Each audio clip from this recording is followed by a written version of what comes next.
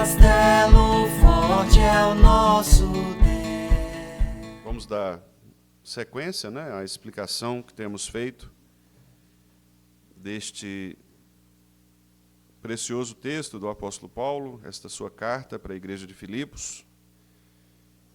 Nós vamos ler do verso 2 até o verso 11, embora, como de costume, eu tenho preferido dividir o parágrafo em 2 ou 3, para que possamos explorar de maneira mais detida, né, os aspectos que o texto traz. Então, agora pela manhã nós vamos falar do verso 2 ao verso 6, a primeira parte. E, se Deus permitir, à noite nós completaremos do 7 ao 11. Contudo, para que os irmãos possam compreender a dinâmica de todo o parágrafo, nós vamos ler, então, todo o parágrafo, do verso 2 ao verso 11. Vamos fazer essa leitura juntos também, a uma só voz, como fizemos anteriormente. Filipenses 3, de 2 a 11. Leiamos. Acautelai-vos dos cães, acautelai-vos dos maus obreiros, acautelai-vos da falsa circuncisão, porque nós é que somos a circuncisão, nós que adoramos a Deus no Espírito e nos gloriamos em Cristo Jesus e não confiamos na carne. Bem que eu poderia confiar também na carne. Se qualquer outro pensa que pode confiar na carne, eu ainda mais, circuncidado ao 8º dia, da linhagem de Israel, da tribo de Benjamim, hebreu de hebreus, quanto à lei, fariseu, quanto ao zelo, perseguidor da igreja, quanto à justiça que há na lei, irrepreensível. Mas o que para mim era lucro, isto considerei perda por causa de Cristo. Sim, deveras considero tudo como perda, por causa da sublimidade do conhecimento de Cristo Jesus, meu Senhor, por amor do qual perdi todas as coisas e as considero como refúgio para ganhar a Cristo e ser achado nele, não tendo justiça própria que procede de lei, senão a que é mediante a fé em Cristo, a justiça que procede de Deus, baseada na fé, para o conhecer e o poder da sua ressurreição e a comunhão dos seus sofrimentos, conformando-me com ele na sua morte, para, de algum modo, alcançar a ressurreição dentre os mortos. Amém. Vamos orar mais uma vez, queridos. Pai Santo, muito obrigado pelo privilégio de podermos ler a Tua Palavra. Ao longo deste culto, ó Pai, textos foram lidos, verdades preciosas do Senhor foram trazidas aos nossos ouvidos, aos nossos olhos, aos nossos corações.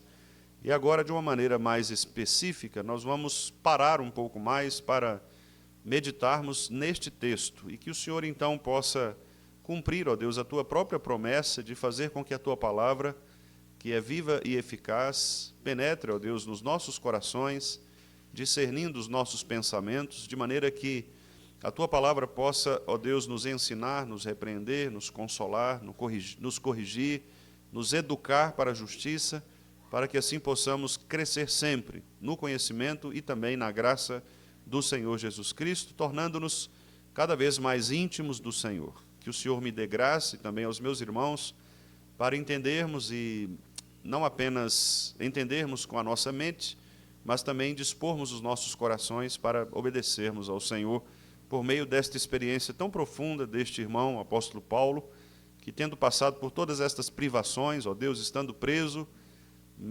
diante da possibilidade iminente de morte, foi um irmão que testemunhou ali a verdadeira fé no Senhor, mesmo tendo sido antes perseguidor de crentes, perseguidor da igreja. Ele, de fato, convertido ao Senhor pelo Teu poder, pelo poder do Teu Evangelho, ele se tornou este irmão tão precioso que, por causa do Teu Espírito, também nos escreveu cartas para que hoje possamos lê-las e também aprendermos, ó Deus, com ele e com esta revelação poderosa do Senhor. Então, que o Senhor nos abençoe para que nesta manhã sejamos edificados por meio deste texto precioso. Em nome de Jesus é que oramos. Amém. Meus irmãos queridos, a maioria das pessoas acredita que está espiritualmente segura. E a razão de elas acreditarem nisso é quase sempre por causa de uma prática religiosa que elas quase sempre realizam, especialmente no nosso país, que é um país extremamente religioso. Então as pessoas elas se veem seguras por estarem ligadas a alguma religião específica, às vezes por causa da tradição familiar. Muitas vezes alguém é criado na igreja ao longo dos anos por famílias tradicionais da igreja, às vezes por uma moralidade específica, uma moralidade acima da média, uma pessoa que se considera irrepreensível, uma pessoa acima de qualquer suspeita. Ela se considera alguém que, embora erre aqui e ali na sua vida, mas é uma pessoa que tem realmente um caráter ilibado. Às vezes, alguém se apega à segurança de sua fé por causa da história da sua igreja e da sua teologia. Muitas vezes, defensores do calvinismo ou defensores de igrejas conservadoras, tradicionais, muitas vezes também se apoiam nisto, pensando que a segurança da sua salvação está no fato de ela professar verdades bíblicas, confessionais, ou mesmo participar de cultos que sejam cultos conservadores, tradicionais. Às vezes, um padrão respeitável de comportamento dentro da própria igreja, irmãos que muitas vezes se consideram seguros espiritualmente, porque são pessoas que são dizimistas fiéis, são frequentes à igreja, são pessoas que participam dos departamentos, dos ministérios, e participam efetivamente. Então, há várias formas de nós sermos enganados acerca da nossa condição espiritual diante do Senhor. Todas estas coisas que eu citei aqui, e mais algumas que nós poderíamos lembrar, podem ser, na verdade, enganos quanto à saúde espiritual de nossa vida e até mesmo à saúde espiritual da igreja. Porque o fato é que a Escritura nos revela que a pior forma de engano espiritual não é necessariamente a incredulidade aberta, declarada. Porque esta incredulidade declarada, como fazem, por exemplo, os ateus, como fazem os ímpios em geral, esta incredulidade ela é algo muito visível. Mas o pior perigo é a falsa segurança espiritual. Aliás, nós temos alguns autores bíblicos, alguns teólogos importantes da nossa história, que escreveram materiais preciosos a respeito disto, fazendo com que possamos questionar a segurança de nossa salvação. Muitos daqueles que confessaram a fé publicamente a partir dos chamados 5 pontos calvinistas ou bíblicos, esbarraram exatamente no último ponto, que é quanto à perseverança dos santos. Porque alguns se consideravam eleitos por causa da eleição incondicional do Senhor, mas, mesmo eleitos, eles ouviam em outras pessoas uma vida estranha em relação à Escritura. Então, muitos passaram a questionar se, de fato, todo eleito ele pode ter a certeza de sua salvação, se ele pode, de fato, confiar nesta preservação de sua alma.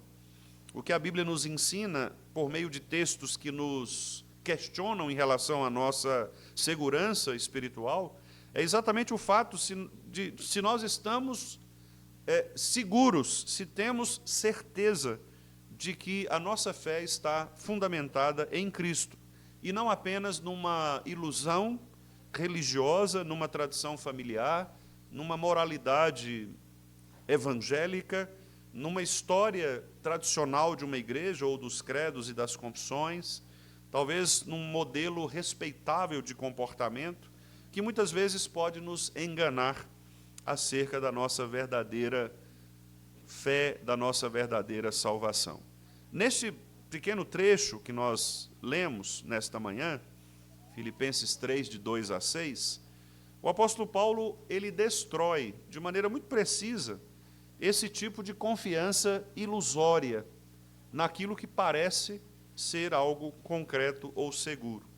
Ele escreve com urgência pastoral, severidade apostólica, porque Paulo sabia, mais do que qualquer pessoa, porque ele próprio estava perdido até que Cristo o encontrou, e ele próprio viu nas pessoas das igrejas pelas quais ele passou, alguns desertarem da fé, se apostatarem da fé.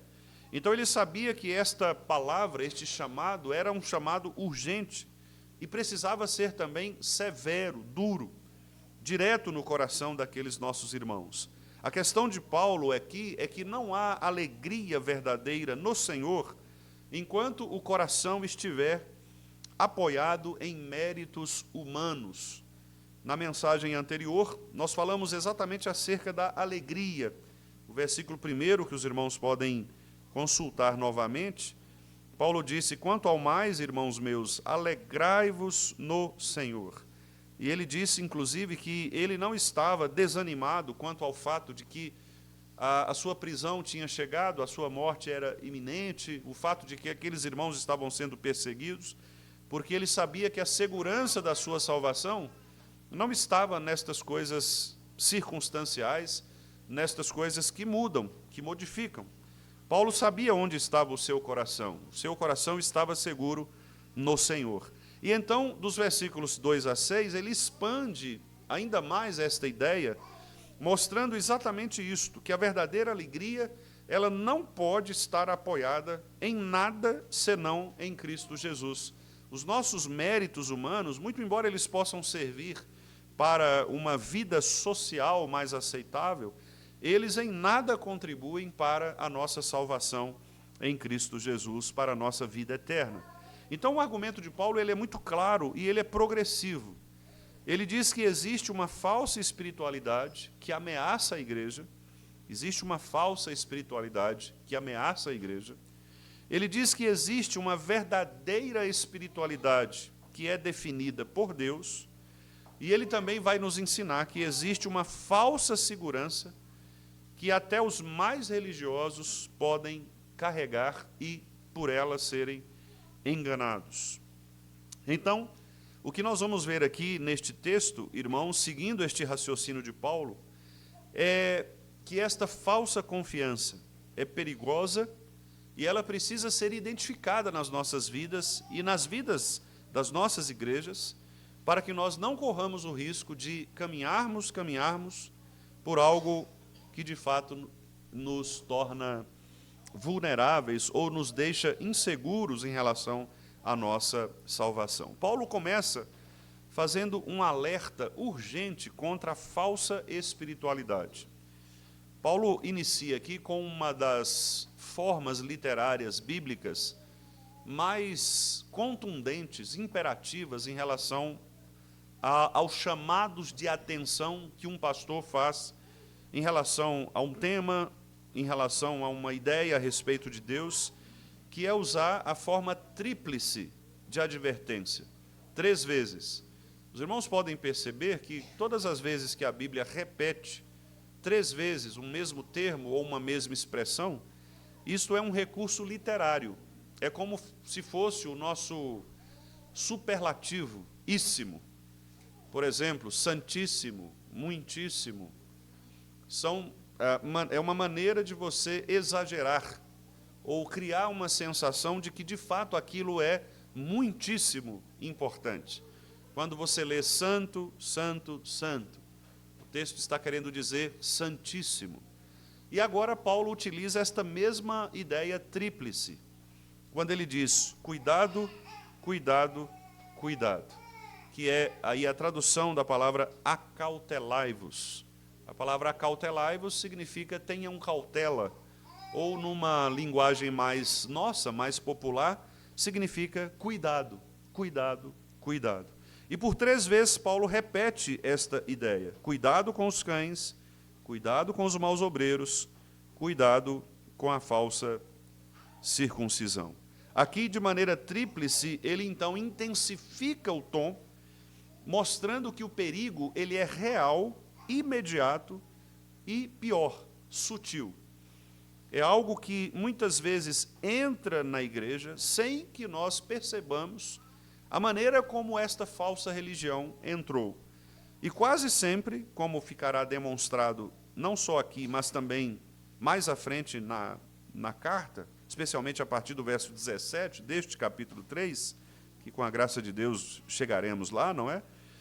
Ele vai mostrar que sorrateiramente algumas falsas doutrinas ou falsas práticas, elas entram na igreja sem que nós percebamos.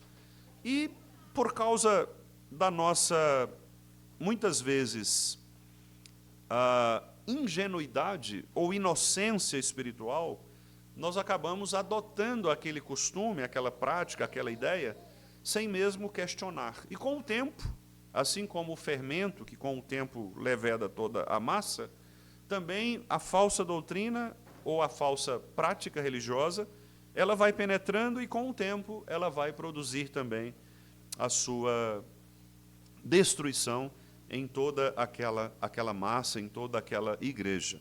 Então, Paulo começa mostrando aqui 3 expressões da falsa religião. A primeira expressão, que é uma expressão bastante forte, este é um daqueles sermões que talvez nós que o ouvíssemos dissessem, Paulo hoje pegou pesado mesmo, ele bateu na gente assim, de maneira impiedosa, né? Foi alguém que nos castigou mesmo. Porque ele traz algumas expressões bastante fortes. Uma delas é esta, cães. Bom, alguém ser chamado de cão já é algo ruim no nosso contexto, não é verdade?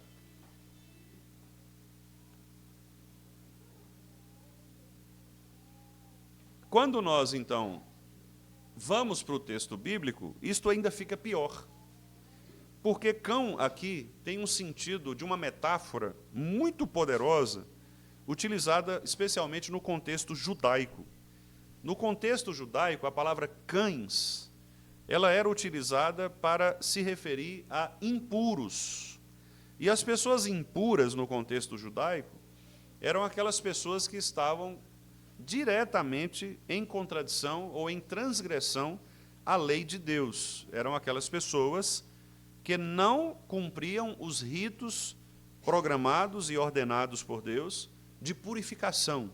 Eles eram, inclusive, em alguns contextos, retirados do meio do povo, quer fosse por alguma doença, como os leprosos, por exemplo, quer fosse por alguma questão biológica, como no caso das mulheres, em sua menstruação, quer fosse por causas também espirituais, por misturas com deuses pagãos ou cultos pagãos, as chamadas orgias espirituais, que eram aqueles cultos em que as relações sexuais eram absolutamente promíscuas e eram oferecidas a deuses falsos.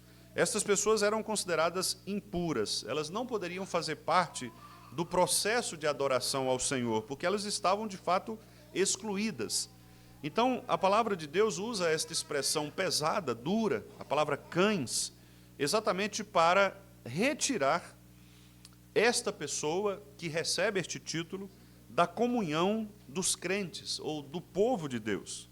E aqui Paulo o aplica diretamente àqueles que estavam contaminando o evangelho com obras humanas. A ideia de Paulo aqui é dizer, eles atacam, eles devoram, eles espalham impureza espiritual e doutrinária no meio da igreja do Senhor. São pessoas que, como diz Judas, lá na sua pequena carta, e eu gostaria apenas de mencionar para os irmãos, tanto Judas quanto Pedro, eles também falam muito a respeito disto. Mas Judas, ele diz assim, que estas pessoas, veja como Judas escreve a respeito delas. Versículo 4 em diante de Judas, ele diz, pois certos indivíduos se introduziram com dissimulação. Repare que é algo sutil, não é algo escancarado, é dissimulado. Ou seja, é alguém que sorrateiramente começa a frequentar ou a pertencer à Igreja de Cristo, mas com uma atribuição, um propósito deliberado. Veja qual é. Judas diz assim: os quais, desde muito, foram antecipadamente pronunciados para esta condenação, quer dizer, são impuros, estão vendo? São ímpios, não são crentes. Eles se introduzem dissimulados, eles já foram antecipadamente condenados, mas eles fazem parte da igreja. Judas diz, são homens ímpios, e aí ele diz qual é o pecado deles. Transformam em libertinagem a graça de nosso Deus e negam o nosso único soberano e Senhor, Jesus Cristo. Então, de acordo com Judas, estas pessoas, elas adulteravam a doutrina da graça. E de que maneira? Judas diz que eles transformavam a graça em libertinagem. Significa dizer o seguinte, que eles entendiam que, por terem sido salvos pela graça, eles poderiam viver de qualquer maneira, ou seja, terem uma vida qualquer, sem obediência, sem qualquer tipo de uma moralidade bíblica, levar a vida de maneira qualquer, que eles estariam salvos. Judas diz absolutamente. Porque aqueles que foram salvos pela graça, eles também devem viver pela graça e devem, inclusive, dar bom testemunho do Evangelho do Senhor. Ter uma prática de vida desobediente é uma negação de nossa conversão. Este é o argumento de Judas. E Pedro, igualmente, também trata a respeito disso na sua segunda carta, no capítulo 2. E Pedro acrescenta, porque Judas ele apenas faz de maneira rápida, como se fosse um breve recado. Pedro, ao contrário, tem mais tempo, então ele discute um pouco mais. No capítulo 2 ele diz assim, assim como no meio da segunda carta, capítulo 2, segunda de Pedro, capítulo 2, ele diz, assim como no meio do povo surgiram falsos profetas, veja, assim também haverá entre vós. Então, repare que existem os falsos profetas no mundo, que são talvez estas pessoas que nós reconhecemos por distorcerem o Evangelho, como nós conhecemos, mas Pedro diz de algo pior. Pedro diz que haverá entre vós, quer dizer, dentro da própria igreja cristã, falsos mestres. E o que é que esses falsos mestres vão fazer? Eles introduzirão dissimuladamente, veja que nunca é de maneira escancarada, né? É de forma sutil, simulada, heresias destruidoras,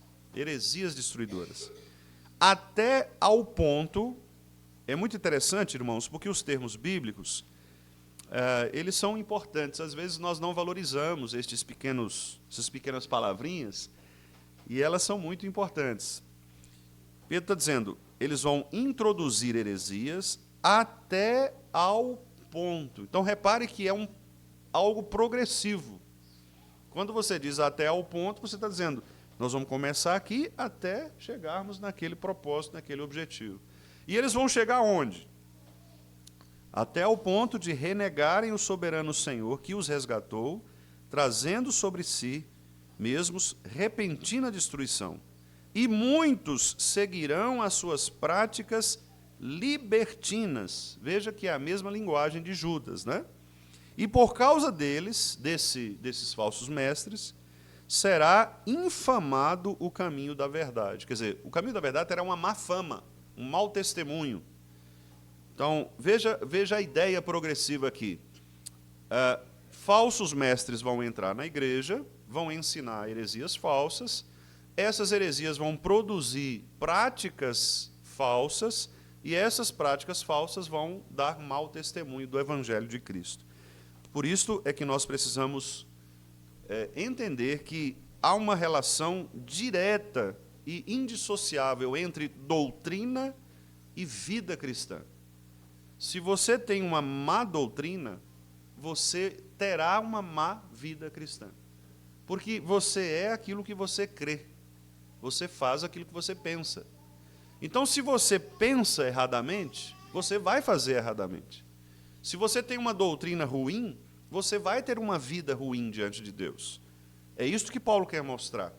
E uma vida ruim, uma doutrina ruim na igreja, que vai produzir uma prática ruim na nossa vida, resultará em algo muito pior, que é a negação do próprio evangelho e o mau testemunho diante das pessoas. Aí o versículo 3, Pedro diz que também eles estão movidos por avareza, farão comércio de vós. Infelizmente, a gente percebe isso, né? Em muitas instituições religiosas, especialmente do campo neopentecostal, essa ideia de fazer comércio do povo de Deus, né? Comércio do próprio evangelho, vendendo mesmo, literalmente, né? Objetos e amuletos, né? Coisas desse tipo. Então, não é só na nossa época, naquela época de Pedro isso já acontecia muito, na época da Reforma isso aconteceu também muito, né? Comércio de vós com palavras fictícias, então veja que são palavras, às vezes, bonitas, palavras floreadas, palavras cheias de retóricas, de boas retóricas, mas falsas, né? Fictícias, quer dizer, não é o evangelho de verdade. E ele diz assim, para eles o juízo lavrado a longo tempo não tarda, e a sua destruição não dorme. Então, reparem que, neste contexto do Novo Testamento, estas palavras duras contra os falsos profetas, ou cães, estes impuros que entravam na igreja, eram palavras de ordem dos apóstolos. Muitos deles falaram a respeito disso, porque eles estavam mesmo espalhando impureza espiritual dentro da igreja do Senhor. E é por isso que, então, no segundo cuidado, Paulo emenda também com a ideia dos maus obreiros, exatamente aqueles que se apresentavam como servos de Deus, mas faziam um trabalho perverso. A palavra obreiro é uma palavra que vem exatamente da palavra obra, que, por sua vez, é de onde vem nossa palavra trabalho, que é a palavra ergatas, aqui nesta tradução. Então, o obreiro, aquele que trabalha mal, este que trabalha mal, ele desviava a confiança de Cristo para uma performance humana. Ou seja, eles eram obreiros, mas eles não trabalhavam a favor da graça ou do evangelho de Cristo, mas eles trabalhavam contra a graça de Cristo. Muito provavelmente, criando naqueles irmãos ali doutrinas perigosíssimas, como, por exemplo, é o caso citado aqui por Paulo, o legalismo religioso. O que é o legalismo religioso? Às vezes, muitas pessoas falam a respeito do legalismo, mas elas não fazem ideia do que é legalismo. Legalismo não é você defender verdades bíblicas. Legalismo não é você viver uma vida de acordo com a Escritura. Legalismo é você pensar que pode ser salvo por sua obediência a Deus, à parte do trabalho da graça de Cristo. Este é o legalismo. É você achar que você será salvo porque você faz coisas boas diante do Senhor. Você tem méritos, você tem vantagens espirituais em relação a outras pessoas. Um exemplo de legalismo é aquela oração do fariseu diferente do publicano. O publicano disse, Senhor, eu não sou ninguém, não sou nada, eu sou pecador, tem misericórdia de mim. O fariseu disse, obrigado, Senhor, porque eu não sou como aquele pecador ali. Quer dizer, o fariseu ele entendia que ele tinha méritos, ele tinha recursos próprios que poderiam aproximá-lo de Deus e, portanto, dar a ele um status diferente, uma condição diferente diante do Senhor. O legalismo é um dos graves perigos dentro da igreja, inclusive evangélica. Um outro exemplo que nós temos é da parábola do filho pródigo. Ali nós percebemos também um legalismo muito forte na figura do filho mais velho, aquele que fica na casa do pai. É muito interessante este texto, não é, do filho pródigo, porque quase sempre os pastores dão ênfase ao filho mais novo, ao que saiu de casa. Mas não é disto que o texto trata primariamente, embora, obviamente, há uma verdade secundária na vida deste rapaz que abandonou tudo, se perdeu, etc., depois volta, se arrepende. Mas o grande foco ali é o pai. O pai está cercado de duas tendências religiosas. O pai tem o filho mais novo que quer se desgarrar do pai, utilizando todos os recursos do pai, sem, contudo, dar glória ao pai.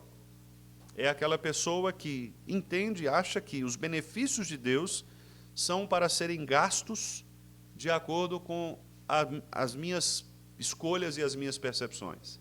Então, Deus me salvou pela graça, então eu faço o que eu quiser com essa graça de Deus. Transformam a graça de Deus em libertinagem, como nós vimos aqui em Judas.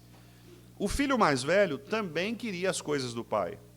Porque quando o filho mais novo volta e o pai promete uma grande festa, o filho mais velho fica com raiva, ressentido, porque o mais novo saiu e agora o pai quer fazer uma festa para ele.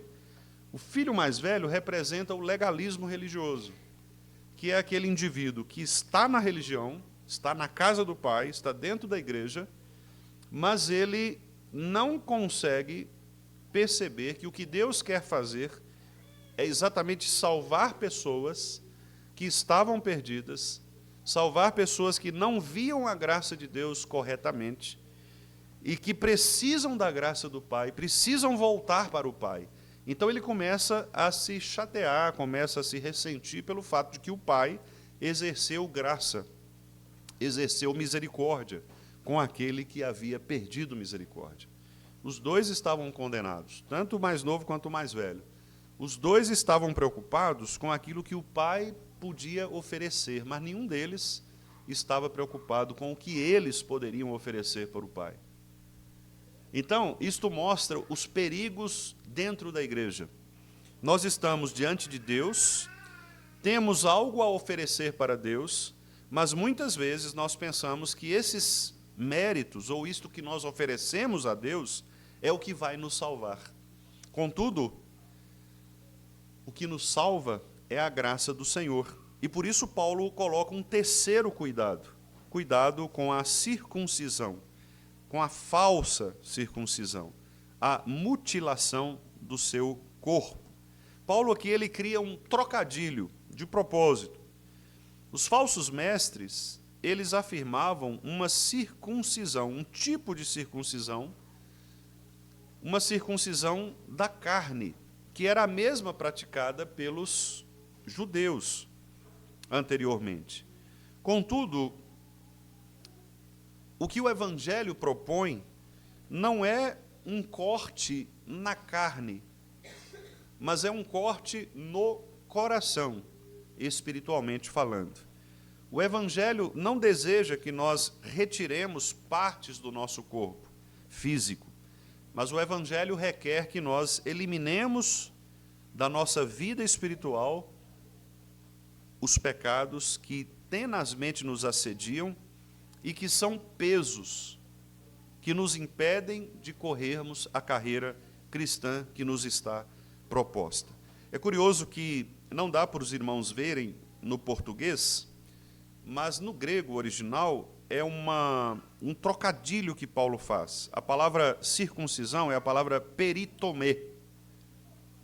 E a palavra mutilação é a palavra katatomê. Então é uma rima, peritomê, katatomê. Ele faz uma rima, e na verdade o que ele quer dizer aqui é: o que vocês fazem não é a verdadeira circuncisão, vocês fazem mutilação. Vocês cortam uma parte do corpo, como se isso fosse salvá-los dos seus pecados. Paulo está dizendo, você pode cortar o que você quiser do seu corpo. Se o seu coração não for transformado pela graça do Evangelho, nada disso servirá para a sua salvação. Os irmãos vão se lembrar do que ele escreveu em 1 Coríntios 13. Ele disse assim, olha, você pode falar a língua dos anjos, você pode doar o seu corpo, os seus bens, todos os seus bens, você pode, inclusive, chegar ao ponto de entregar seu próprio corpo para ser queimado. Nada disso resolve se o amor não for aquilo que estiver em primeiro lugar. Quer dizer, Paulo quer dizer que as virtudes espirituais, no caso ali o amor, são infinitamente maiores, mais importantes e qualificadas diante de Deus do que aquilo que nós oferecemos por meio do nosso corpo. Um outro exemplo é quando ele condenou os fariseus, dizendo: eu sei que vocês entregam o dízimo, eu sei que vocês fazem prosélitos, vocês percorrem quilômetros para atrair alguém para o partido de vocês, vocês são extremamente legalistas em relação à obediência à lei. Paulo vai falar disso daqui a pouco. Mas o problema é que vocês esquecem o principal: a justiça, a misericórdia. Vocês se esquecem isso. Então vocês deveriam fazer aquelas coisas sem se esquecer destas. Porque não adianta, você não adianta viver uma vida aparente se o seu coração não estiver transformado. Então, repare que Paulo quer mostrar que a falsa espiritualidade é qualquer movimento que nós fazemos, qualquer movimento religioso, que substitui Cristo por rituais, regras, heranças religiosas, tradições humanas, ou mesmo por uma moralidade autoconstruída. É preciso ter cuidado, irmãos, para não confundirmos o que é a verdadeira espiritualidade. E então Paulo, no versículo 3, vai começar a mostrar o que é a verdadeira espiritualidade. E vai dizer que ela não se baseia na carne, ela não se baseia no mérito, ela não se baseia naquilo que nós oferecemos do ponto de vista dos nossos próprios recursos. Paulo diz que a verdadeira igreja, ela contrasta com os falsos mestres. Ele diz assim: porque nós é que somos a circuncisão. Nós que adoramos a Deus no Espírito. Repare, ele contrasta carne e espírito. E nos gloriamos em Cristo, não na carne. Nós não confiamos na carne. Esta é a verdadeira espiritualidade. Ou seja, a verdadeira espiritualidade é um culto espiritual. Não é um formalismo vazio. E esta é a grande diferença, irmãos, e eu gostaria que os irmãos se atentassem a isto que eu vou dizer e buscassem entender esta distinção que eu farei. Esta é a grande diferença entre igrejas tradicionais e igrejas reformadas, porque elas se parecem muito. Igrejas tradicionais, conservadoras, com igrejas reformadas. Há uma diferença fundamental aqui. As igrejas tradicionais, elas tendem a manter as suas formas por causa da sua tradição. É aquele argumento clássico que diz assim: pastor, aqui nós sempre fizemos desta maneira. Este é o argumento tradicionalista, que pode conservar coisas boas, mas que também pode conservar coisas ruins. Existem tradições boas que nós fazemos desde que somos crianças e que são boas. Mas há coisas que talvez nós façamos desde crianças que não são boas e que precisam ser corrigidas à luz da palavra. Numa igreja tradicional, qualquer mudança é mal vista, porque a ideia é manter a tradição. Aqui nós sempre fizemos assim. Paulo está dizendo que, muitas vezes, este formalismo tradicional pode se transformar em idolatria. Ele pode se transformar num formalismo vazio. E não é à toa que muitas igrejas tradicionais ao redor do mundo, especialmente na Europa e também nos Estados Unidos, hoje não são mais igrejas. Elas cederam ou perderam espaço para o oposto disso, que é o liberalismo teológico e religioso.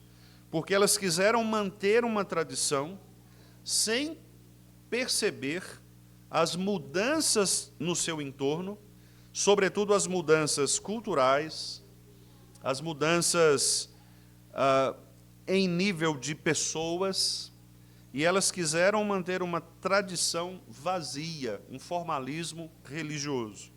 As igrejas reformadas, verdadeiramente reformadas, elas não são igrejas tradicionais nesses termos que eu acabei de lhes dizer. A igreja reformada é uma igreja que busca manter aquelas tradições que estão de acordo com a Escritura, mas elas rejeitam tradições que negam a Escritura. E elas vão procurar sempre e continuamente se reformar à luz da Escritura, a fim de que a cada dia este formalismo religioso seja abandonado e um culto vivo seja apresentado a Deus.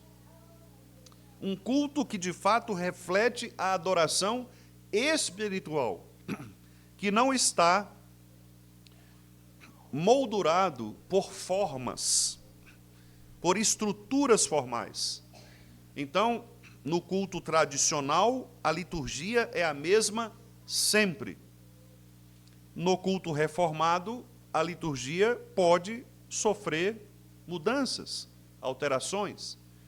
No culto tradicional, usa-se apenas um instrumento, porque foi sempre assim.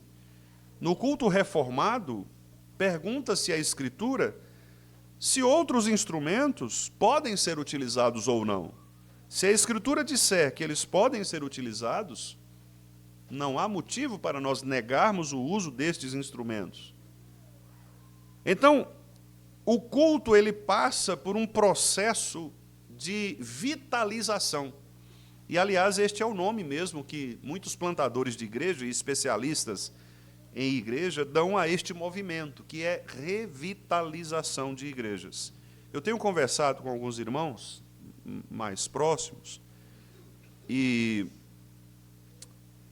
perguntado por que, às vezes, algumas das nossas igrejas, elas permanecem sempre as mesmas, sempre com os mesmos problemas e sempre com a mesma rotina. Igrejas velhas, por assim dizer, antigas, e que continuam pequenininhas, continuam tímidas nas suas regiões, não crescem, não expandem. Eu sei que há várias razões que nós podemos considerar, mas eu não tenho dúvidas de que uma das principais razões é a maneira como esta igreja vê esta diferença entre tradicionalismo e culto reformado espiritual. Uma igreja que está sempre ali, não muda, a perspectiva não muda, a liderança continua na sua tradição, não há uma revitalização, pecados não são tratados, disciplinas não são aplicadas, mudanças intencionais em relação ao ensino não são feitas. Então, a tendência é que essas igrejas fiquem mesmo ali, pequenas, os irmãos vão envelhecendo, os mais velhos vão morrendo.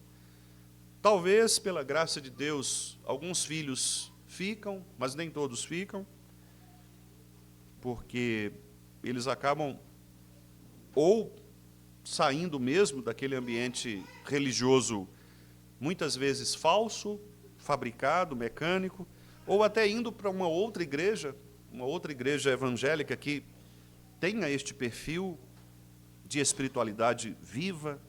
Então, o fato é que Paulo está dizendo, a verdadeira espiritualidade não é um formalismo vazio, ela é obra do Espírito Santo. Nós adoramos a um Deus em espírito. A nossa vida, o nosso culto é a glória de Cristo, não é a glória de nós mesmos. Aqui Paulo, quando diz, no verso 3, nós nos gloriamos em Cristo, ele está dizendo aqui a ideia de colocar uma glória falsa de lado e concentrar a glória em Cristo. Por isso ele diz, nós nos gloriamos em Cristo e não na carne. O religioso, a pessoa religiosa, ela se gloria em si mesma. Ela se gloria pela igreja dela, pelo culto dela, pelas tradições, pelos catecismos, pela forma de culto, pelo órgão da igreja, pelo piano da igreja, pelas tradições. É nisto que está a glória destas pessoas. É por isso que, às vezes, muitos irmãos, eles acabam não percebendo o perigo disto, de colocarem os seus corações nas coisas do passado. E, às vezes, de ficarem no passado, como se o passado não tivesse problemas. Não sei se vocês já ouviram pessoas falarem assim, mas eu já ouvi algumas dizerem, mas quando era assim, pastor, era dessa forma e tal. E a maneira como a pessoa conta, parece que ela estava no céu. Não tinha nenhum problema, era perfeito. Quando fulano dava aula na escola dominical, pastor, nossa, só precisava ver. Pá, aí cria aquele cenário assim de algo perfeito. E nós sabemos que não é assim, porque em toda época da história há coisas boas e há coisas ruins, há problemas. Paulo estava vivendo um problema, Paulo estava preso. E tem gente que ainda diz, nós temos de voltar à igreja primitiva. Você queria ser preso? Morto? Você está afim de passar pela perseguição? Não é? Está afim de ficar morando debaixo do buraco, dentro da caverna, para não ser pego? A igreja primitiva era isso. A igreja primitiva tinha falso mestre, tinha tudo isso aqui, não é? Mas a gente tem essa ideia de que o passado é melhor, não é? Não podemos pensar assim, porque o cristão não se gloria nestas coisas, o cristão não se gloria no passado, o cristão não se gloria na tradição, o cristão não se gloria em nada que não seja Cristo. A glória é de Cristo.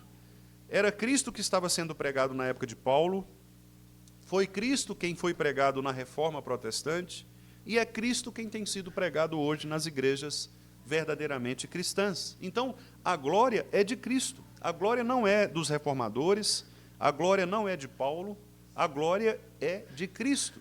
A glória não é da Igreja do Vale, não é do pastor Wendel, não é do conselho atual. A glória é de Cristo. Cristo deve ser o lugar de adoração da nossa vida. Nós somos chamados por Paulo a não confiarmos na carne. E Paulo coloca aqui está talvez o coração da argumentação de Paulo, né? Porque ele diz que a nossa confiança estabelecida, consolidada, ela não pode levar em consideração nosso próprio recurso pessoal. A verdadeira espiritualidade, ela só floresce quando Cristo é o único objeto de nossa glória e de nossa confiança. Se eu começar a confiar nos meus méritos, eu começo a desistir do poder do Evangelho em Cristo Jesus. E é isso que Paulo faz nos versículos seguintes. Ele diz assim, bem que eu poderia confiar na carne, eu posso confiar na carne, eu tenho currículo para isso. E aí ele dá um currículo, assim, olha, invejável para aquela época. Ele fala, eu fui circuncidado no 8º dia. Ou seja, eu não sou convertido tardiamente. Eu sou judeu desde o nascimento. Eu sou da linhagem de Israel, ou seja, eu pertenço ao povo da aliança. E tem mais, eu sou da tribo de Benjamim, que foi uma tribo honrada, onde Jerusalém foi localizada, inclusive, tendo o primeiro rei saído dali. Eu sou hebreu de hebreus, ou seja, eu sou judeu culturalmente puro, eu não sou helenizado, quer dizer, eu não sou aquele judeu meia-boca que foi fabricado ali com as interferências gregas. Eu sou judeu nato. No meu sangue corre sangue, nas minhas veias corre sangue judeu, israelita. Essas eram credenciais de pertencimento. Então, quer dizer, ele era judeu, da linhagem de Israel, tribo de Benjamim, e circuncidado no 8º dia. Quer dizer, não tinha nada que pudesse questionar o pertencimento aos israelitas da parte de Paulo. Agora ele pula, mostrando outro tipo de currículo, um currículo religioso. Ele fala assim: quanto à lei, fariseu. O que significa isso? Os fariseus eram um grupo de rigor disciplinar excepcional. Era uma coisa mais difícil de você fazer é encontrar um erro religioso nos fariseus. Fariseu é um negócio... Imagina aquele crente que você olha assim e fala assim, esse crente aí, eu nunca vi faltar um culto, é dizimista, é casamento, o cara é perfeito. O fariseu era assim. O fariseu era desse jeito. Tanto que tem um livro muito interessante, o título dele é A Neurose da Religião, lembrei aqui. E esse livro ele faz uma defesa dos judeus, dos fariseus. Mas ele faz uma defesa, obviamente, nesses termos, né, que eu estou dizendo aqui, mostrando o quanto eles eram zelosos, legalistas, cumpriam a lei rigorosamente. Eles eram disciplinamente excepcionais. Quanto ao zelo, perseguidor da igreja. Zelo aqui significa, irmãos, o trabalho realizado pela sua crença. Então, uma pessoa zelosa é uma pessoa que é coerente com aquilo que ela crê. Ela faz exatamente aquilo que ela crê. Não é? Então, se ele era um fariseu, ele acreditava nisto, que ele deveria perseguir a igreja, não é? Então, por isso, ele zelava por isso, ele era cumpridor desta tarefa. Ele diz, quanto à justiça, irrepreensível. Olha só, como alguém pode falar de si próprio isto, né? Parece uma pretensão de Paulo, mas não é. Porque, de fato, era isto mesmo. A justiça legal, ou seja, o que ele está querendo dizer é, quanto às questões da lei hebraicas, não havia de que me acusar. Eu fazia exatamente o que tinha que fazer. Eu vou indicar para os irmãos um filme, se chama Solução Final. Ele é um filme que conta a história de um motorista. Na verdade, ele não era motorista, ele era responsável pelo setor de transportes da Alemanha nazista. O nome dele é Adolf Eichmann. Eichmann, ele foi um dos responsáveis por autorizar o trânsito dos judeus para os campos de concentração. Ele assinava as guias, né? Então chegavam lá 1000 nomes, ele então verificava os nomes, ele riscava alguns, ele escolhia e ele dava o visto para que essas pessoas fossem transportadas. Esse Eichmann, ele fugiu aqui para a Argentina e ficou muito tempo, morou muito tempo na Argentina, e depois foi descoberto. Ele tinha família, era casado, tinha esposa, filhos, né? E ele foi descoberto pelo Mossad, que é o exército, na verdade, a polícia secreta, né, de Israel, e ele foi levado para ser julgado em Israel. E ele foi julgado lá e foi condenado à morte. Mas o mais interessante, e aí eu não vou contar, porque é o spoiler, né, do filme, é exatamente o argumento que ele oferece para justificar o porquê ele obedecia. E aí vocês vão ficar surpresos. Surpresos. Eu obedecia por esta razão. É isso que Paulo está falando, irrepreensível. E tanto que foi muito difícil condená-lo. E aí a história do filme é exatamente isso. É um promotor de justiça interrogando o Adolf Eichmann, tentando retirar dele uma confissão. E o cara sofre para fazer isso. porque ele, o tempo todo ele mostra aspectos da lei, o tempo todo ele se justifica por ser zeloso à lei. Muito interessante. E ele mostra, então, como que estas coisas podem acontecer. Chama-se Solução Final. É um filme que você encontra no YouTube, é um filme já antigo. Solução Final. Depois os irmãos assistem lá, vale a pena.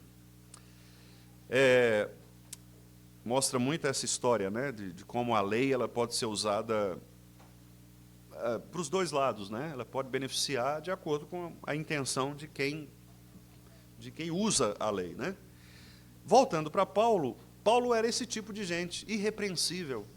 Você olhava para ele e falava, Paulo não tinha erros, do ponto de vista da sua filiação religiosa ao partido dos fariseus.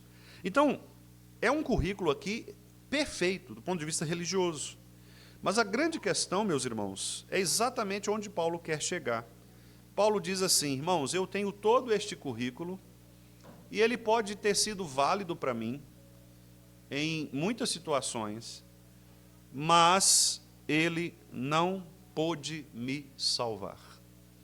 Este currículo não produziu salvação.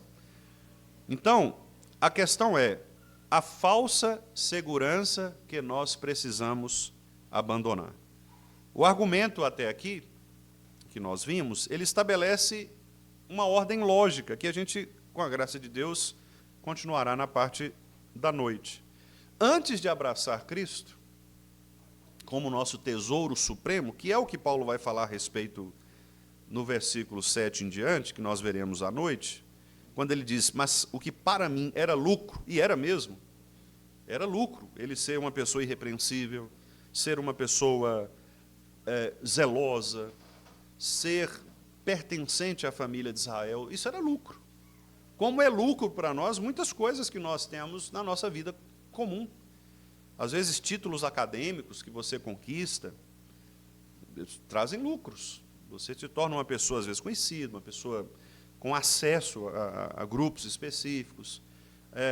Talvez uma profissão, você é um comerciante do bairro, da cidade, você tem lucros em relação a isso, lucros pessoais, lucros financeiros, etc.